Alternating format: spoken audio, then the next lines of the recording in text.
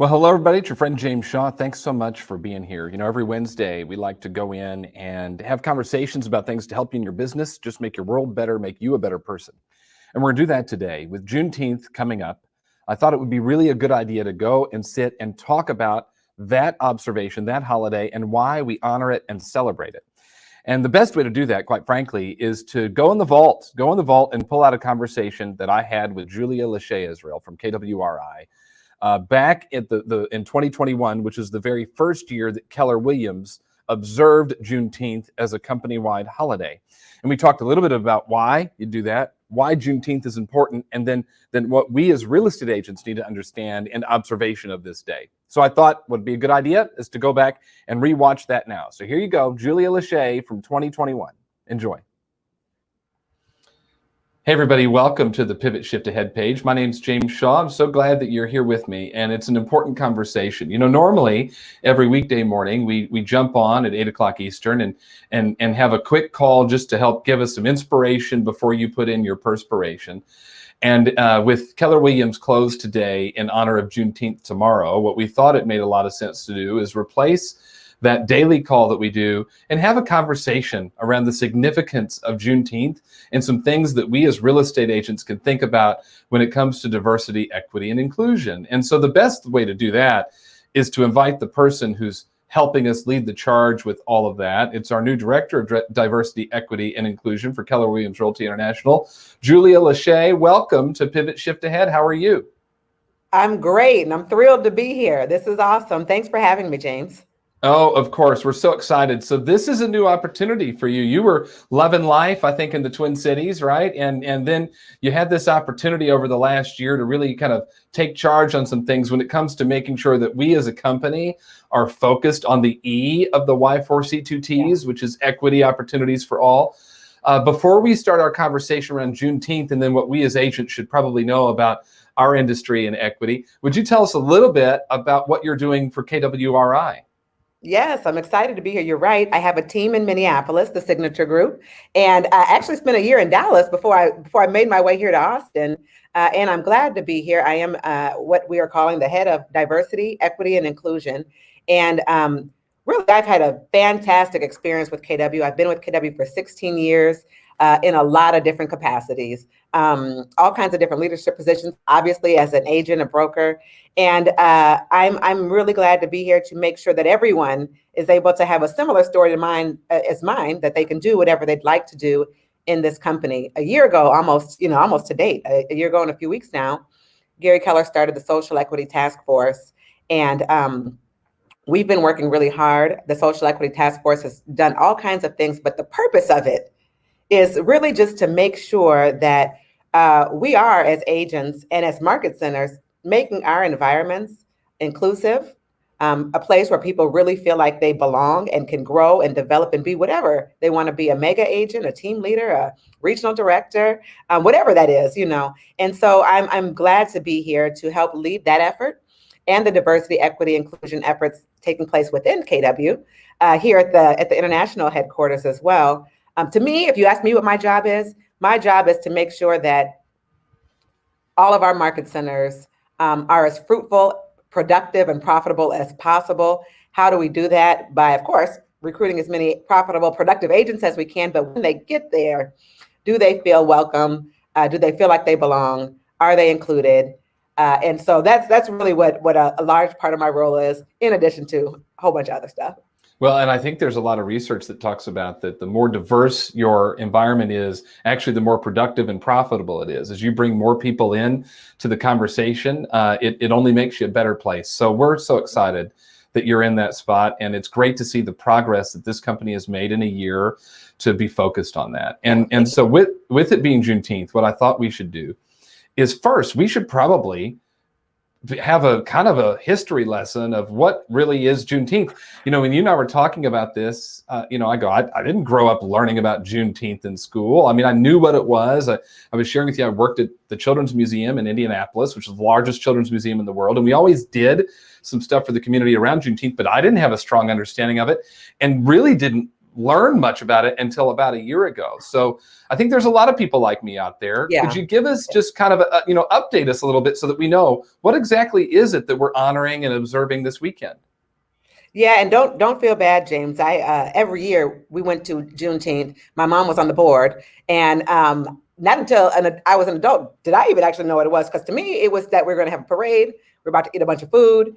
This is going to be great. I'm going to buy some new earrings. That was what I knew. But in reality, you're right. It is a great, important day that we really are commemorating. So on June 19th, 1865. Enslaved Black Americans in Galveston, Texas, learned that they had been freed 2 years prior, though. That Abraham Lincoln had signed the Emancipation Proclamation in 1863. However, word did not get to Galveston, Texas until 2 years later when they heard that they were freed. Now, the reasons for that vary, but most history will tell you that it was intentional because the slaveholders wanted to get an extra harvest in before they let them know that they were freed. So when they learned they were freed, about a year after that, they began celebrating Juneteenth, which was, again, June 19th, 1865, when they learned this. They began celebrating Juneteenth. And early celebrations were things like looking for lost family members, because obviously they had been separated from family members. So looking for lost family members, celebrating with music and foods that they ate, and just a shared sense of community and ancestry and history. And so in the beginning, they would read the Emancipation Proclamation, dance, sing, enjoy foods, and not that it wasn't met with any obstacles, because there was still a lot of threats of continued oppression and violence, death even. But it continued, and it became an annual celebration. So although it originated in Texas, all over the country now, people are celebrating June 19th as what we refer to as Juneteenth. And it looks very similar, even yet still today. Like I just mentioned to you, when I was a kid, we go to the park. It's very much so like a family reunion. We have a lot of food, a lot of fun, a lot of dancing, a lot of singing, things that are cultural, eat foods that are common to the Black culture. So that's what Juneteenth is. It is actually an official holiday in Texas. Yeah. And 48 other states as well, Mm-hmm. that commemorates June 19th, 1865, when the Black Americans in Galveston, Texas had learned they had been freed. And it is really commemorating freedom. So oftentimes Black people will liken it to, of course, the 4th of July, which on 4th of July, we were not free, right? Correct. Yeah. So Juneteenth is a celebration of freedom and celebratory things of all of the things that we have to look forward to, the things we have overcome.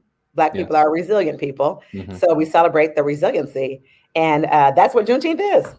Well, it's an important day. And still, I mean, there's still opposition at times, right, Julia, to understanding this. And so I think it's important that we as a community are educated so that we know what we're honoring. And gosh, it took 2 years to find out that for this group of the community to find out that they were free. It's something worth celebrating. It absolutely is. And so with that said, let's talk a little bit about what the challenges are, though, that we face still from our past as a country. And you are teaching a course now that's going all over the country and regions. You've done it in my region in South Florida already, where we're looking at some of the inequities that still exist in real estate today because of things from the past. Mm-hmm. And I think we as real estate agents need to understand that and should have a open conversation about it. So where do we begin when we look at real estate's role in some inequities so that we can start to move forward? Yeah, great question. So for us as real estate agents, there's a few things. We really do play an important role, more important than most people think. We can either be the conduit or the gatekeeper to the American dream. And you know, the real estate agents and also HUD, the FHA has not always played a positive role in that history. We can start with, you know, just the redlining. And so we could start all the way back with 1865 and when slavery ended and all of that and fast forward, but we don't have to go back that far. to see some of the issues that we are still experiencing in real estate today. We can even go as just back to 1988. I bet people would be surprised to learn that the Fair Housing Act that we learn about every year wasn't actually enforced at all until 1988. I was 7 years old. I don't know how old you were, but that's not long ago. And so some of the challenges that existed. I know we learned the definition of redlining. We learned the definition of like what is a deed restriction or a deed covenant. We learned those things, but not really the impact of them. Many years and years of redlining and segregation by the government. And the deed restrictions that existed in properties and still exist in properties today. Somebody today just sold a house that still has a racially restrictive covenant in it. And so the impact of the hundreds of years of that happening are causing us to be at a place where even today, I'm still selling houses to first generation homeowners. Grandparents didn't own houses. Certainly the great grandparents didn't own houses. There was just so many barriers to prevent it intentionally. And so there is a long history of this going all the way back to Juneteenth. But fast forwarding even to now and today, where the impact is that we have this huge disparity in home ownership, where the United States average for home ownership is about 70%. In some states like mine, Minnesota, it's like 73%. And then you'll have the Black American home ownership rate at 26%. And that huge disparity is a direct result of years and years of redlining, deed restrictions, withholding information, barriers, those kind of things that have caused us to be where we're at today. Yeah. So what's interesting about that is people will say, I mean, I was 11, right, in 1988. So you go, I wasn't selling real estate back then. And people will say, look, redlining ended years ago. Redline ending a long time ago. So why are we still worried about it? I've had those conversations with people. I'm sure you have too. Why are we still focused on something that hasn't existed in quite some time? And I'm not asking that in a rude way. I'm asking for those that don't understand why we're still talking about it. Yeah, and that's a fair question. And because if we start using dates like 1988, then we don't really realize that last week we were still encountering appraisal issues. Strictly due to racism. We don't have to go back to 1988 even. And you're absolutely right when you say, what does it have to do with us now? In The Color of Real Estate, I start that class off with a video. There was an undercover investigation done by Newsday. And they went undercover to see if real estate agents were treating people differently based on race. They went into a particular area that had historically been very, very segregated based on the way that history has created it to be. And it still is very segregated. And they wondered what role real estate agents were playing in that. So they went undercover to do an investigation to find out if real estate agents were in fact helping to keep our communities segregated the way they are. And unfortunately, they found that was the case in that area, that real estate agents were contributing to the segregation. So you may feel like it was so long ago, but the way that the communities were shaped were intentional. And we do actually play a role every day in whether or not we keep them that way. So they may have been redlined years ago, but they are still redlined today. And even unknowingly sometimes, which is why in The Color of Real Estate, we talk about some unconscious bias. Even unknowingly, sometimes we do steer people one way or another. We all do it. I've done it. I don't know that there's any one real estate agent that can say, I have never, ever, ever, ever in any way, shape, or form violated the Fair Housing Act. I've never steered anyone. I've never, showed any prejudice. I've never, and even if you think that, I would bet some point you did. Well, what you're saying, right, is that you probably didn't do it intentionally. You may not have even done it intentionally. I was even one time I was on the news and I was mic'd up and everything, just like you are, James. And I made a comment about a neighborhood that I was standing in. Like I wanted them to point the camera a certain way because I made some derogatory comment about the neighborhood and people who moved there. It was my neighborhood. I lived there 2 blocks down, but I couldn't believe it. I couldn't believe I said it. Like when it came out of my mouth, it was like, oh, it was too late to catch it. But we all do it, you know? And so The Color of Real Estate really does talk about the history that we may or may not have been involved in. But the reality of it is, what do we as real estate professionals do about it now? Well, and so what do we do about it now? Well, great question again. Some things that we can do about it now is being intentional about making sure that we are checking ourselves, right? It's kind of like in bold, where you take, the band from one arm and put it to the other when you're naked. Same thing when you find yourself making presidential, not presidential, I can't say the word, but when you start to have these biases, how about that? You catch yourself, because we all do them sometimes unconsciously, but also making sure that you're incorporating some form of a diverse business strategy. So what do I mean by that? Well, none of us is as smart as all of us. And if we all are only enclosed by our own people who look like us, talk like us, walk like us, think like us, vote like us, you're not really reaching the broader audience. The United States is growing more and more diverse every day.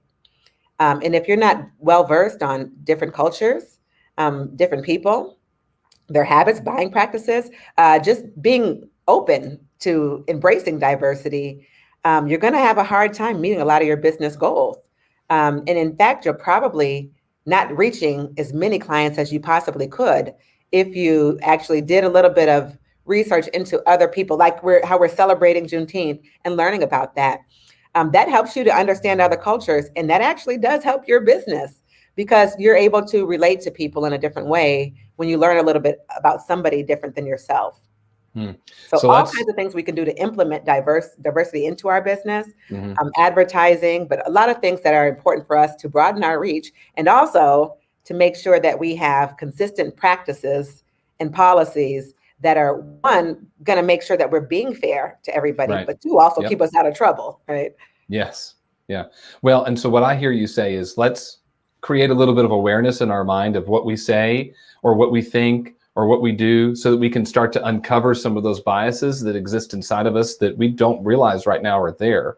Yeah. And that would help us at a high level. So let me ask you about this. And this is something that came up recently on one of our pivot calls. We have very transparent conversations on those calls. This is a community that's been with each other for a year and a half. And while none of us have really met each other in person, we all feel like we know each other. That's awesome. Great job, James. Yeah, oh, thank you. Well, it's the group that's doing it, right? They're the ones that have stepped up and participated. What's interesting is we had somebody bring up the other day, look, hey, when I go work with people, I just want to help them. I want to help them find a house. I don't see color. I don't see gender. I don't see any of those things.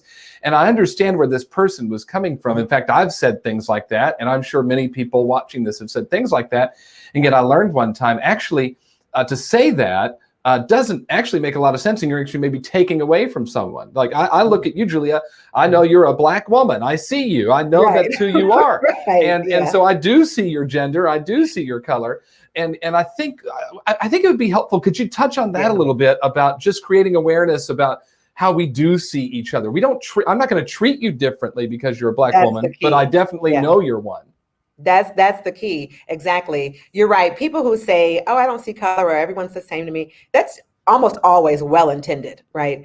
And the harm in that, though, is that we're not. The intention is not to not see it, because by not seeing it, what you're also not seeing is that my walk in life may be a little bit different than your walk in life. And also my walk in our real estate journey may be a little different than your walk in the real estate journey. In the class, in the color of real estate, I start with that video so that people can see that people are often treated differently based on not just their race, but gender, sexual orientation, age, disability, all kinds of things that people are frequently discriminated against. So if I say I don't see any difference between you and I, James, what in essence you're saying is, I don't see any of the oppression that I just talked about with the history of Juneteenth.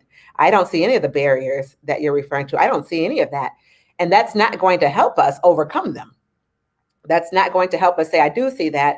And I'm not going to treat you differently. Again, I have consistent business practices where I treat everybody the exact same, regardless of whether you're a Black woman, a white man, or a blue Smurf. It doesn't matter. This is how I treat all of my clients. And so that's really what the goal is. The goal is not to not see color. The goal is to see color and still be able to treat people the same. And again, check any biases that you may or may not have. Yeah. And it's so much bigger than that too. When you say the color of real estate, we're not just talking about the Black community. And I know that sometimes people say, hey, we don't have I don't know that we need that. Our community is not that Yeah. diverse. And I heard you say, what you're saying is you don't have a lot of Black people. But the truth is, when we're talking color real estate, we're talking race, we're talking gender, we're talking sexual orientation, we're talking so many things, religious beliefs, just so many different things. And we are America is a salad bowl of people, right? It's so many different types and everything. And we truly, if we're going to have opportunities for all, we've just got to be aware of what we think and what we say. Yeah. So with that said, what's the kind of final message you'd want everyone to get about just, again, how we can create some awareness so that we can truly help our communities and create home ownership and just really be a light for the people around us?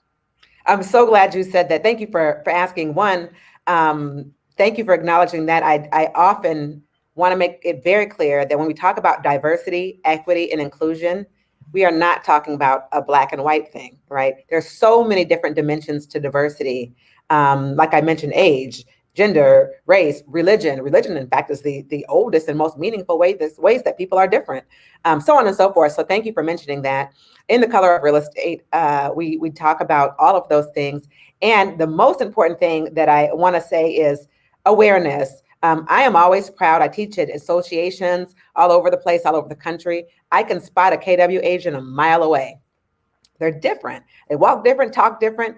And for us to also embrace this level of understanding to really master our trade of real estate sales and add this as a feather in our hat of, I actually am embracing diversity. I'm intentional about it. I'm aware of it. I've learned about it. I think that just makes us better real estate agents. It makes us more equipped to go out into our communities and to sell more houses, to help people get into home ownership. So I would just say, one, take the class, The Color of Real Estate. Two, be willing just to be aware and stay in curiosity, right? We talk about that all the time. And three, it is Juneteenth.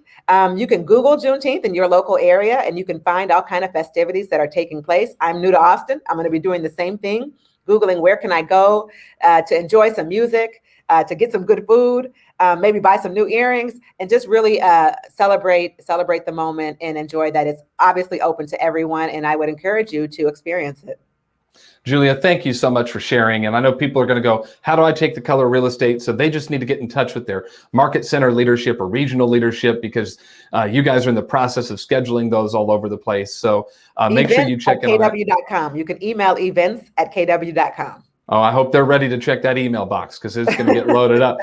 Julia, thank you so much for the time today. We're so glad to have you in our KW family. And for those of you watching, I trust that we'll see you next week on our traditional calls. We always start at, we usually open the Zoom room at about 7:30. I hop on about 7:45, and the call starts at 8 Eastern. You can watch it right here on this Facebook page or pivotshiftcall.com. So I trust that I'll see you there. Julia, thanks again. We'll talk to you soon. Thank you. You got it. Bye-bye. Bye-bye.